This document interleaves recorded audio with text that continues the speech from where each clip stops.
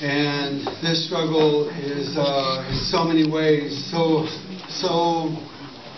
much of a model of what we're confronted with as Detroiters, as union members, as church members, about what's going on, right? And the question is, what is going on?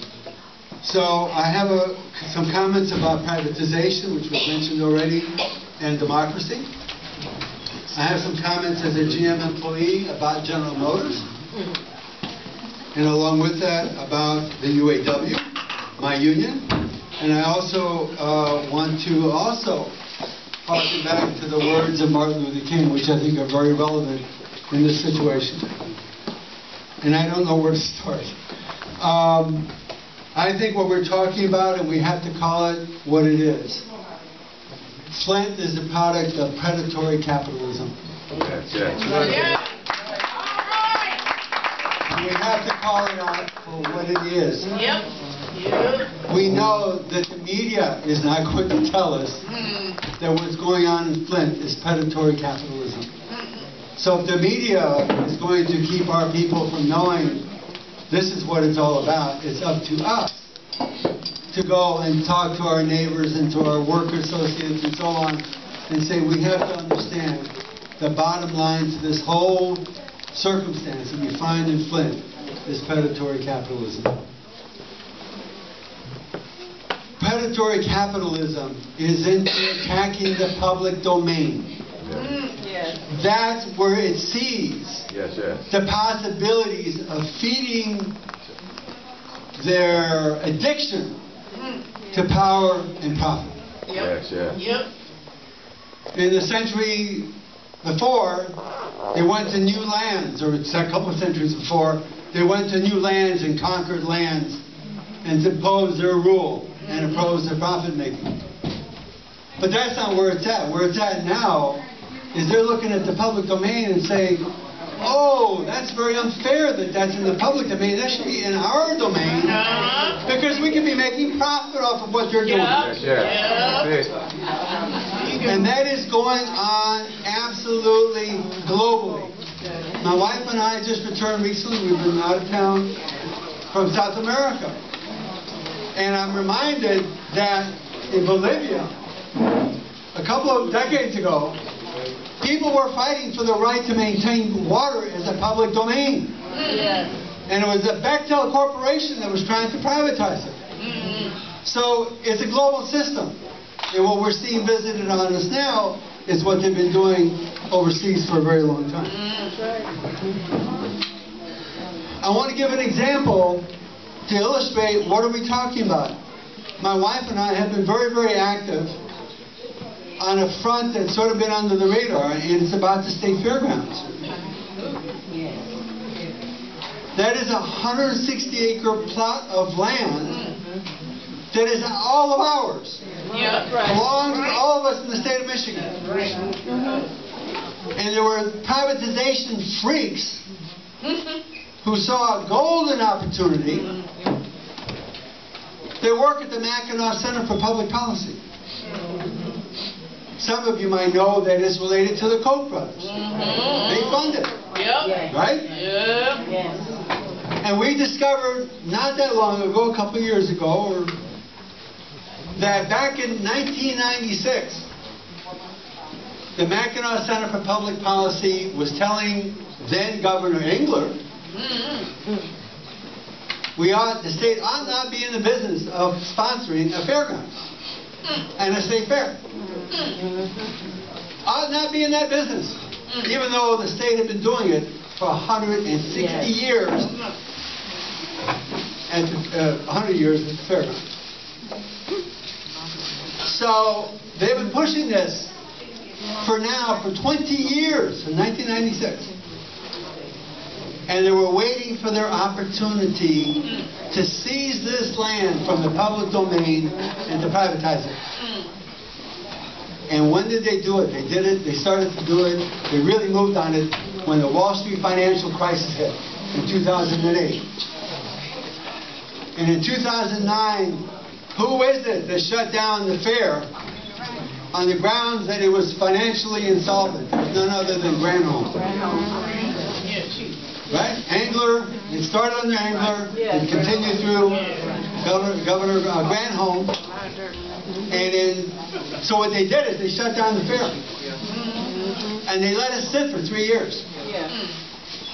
And then they got people to come out and saying, oh, there's terrible blight there in the fairgrounds. We've got to do something about it. Oh, we have a good idea. Let's privatize it. Public, the government can't handle it. We're going to have to give it to a private developer. And that's in fact what they did. Or they're trying to do. That's the model that they use. In any situation where they can precipitate or they have created a crisis, they come in and they say, oh, we have the solution. More privatization.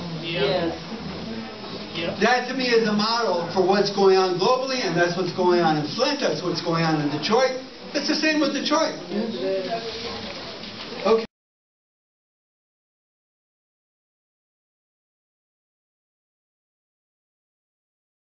An increase in the water rates for the people in Detroit. And they voted. The city council said we're rejecting an increase in the water rates. The financial commission, 7 members of whom are appointed by the governor, said, oh, no, you can't do that.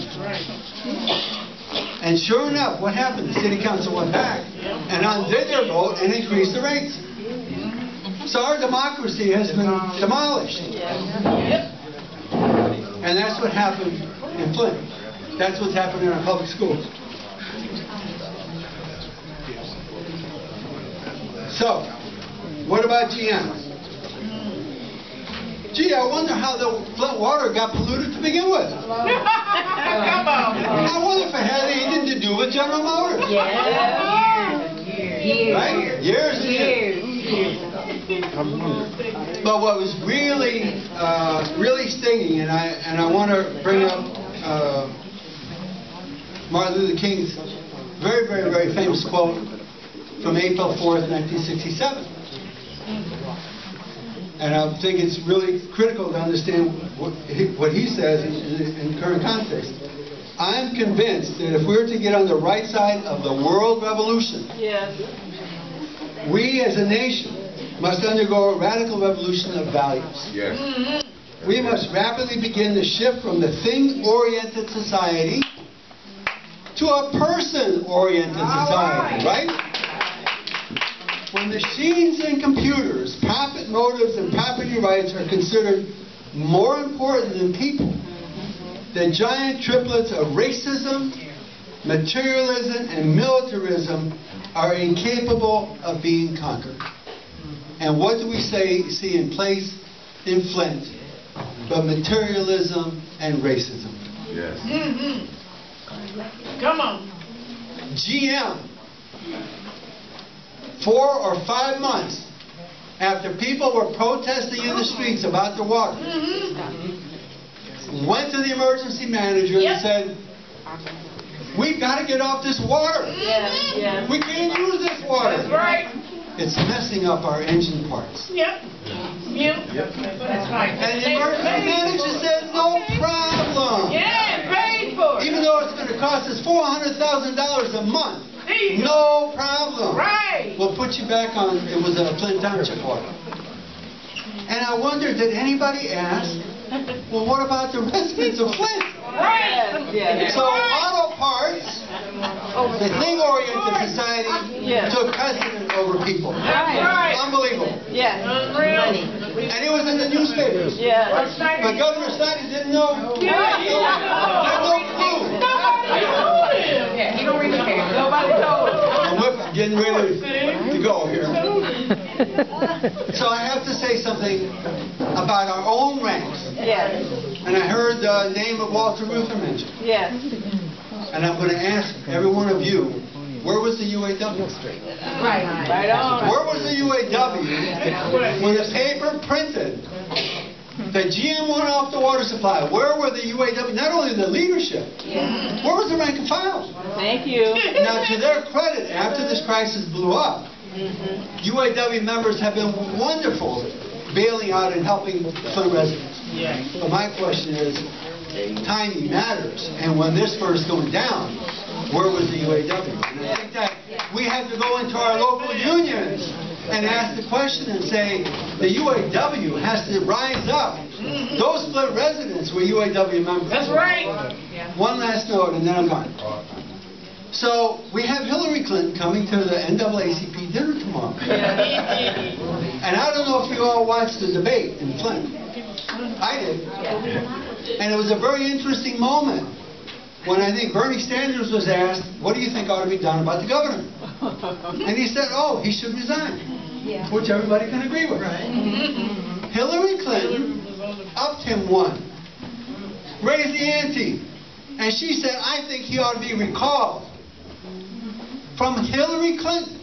And I think we in this campaign ought to hold her to it. And say, it's now time for you to get your Democratic Party machinery that helped get you all those votes to now come on out and assist with the recall.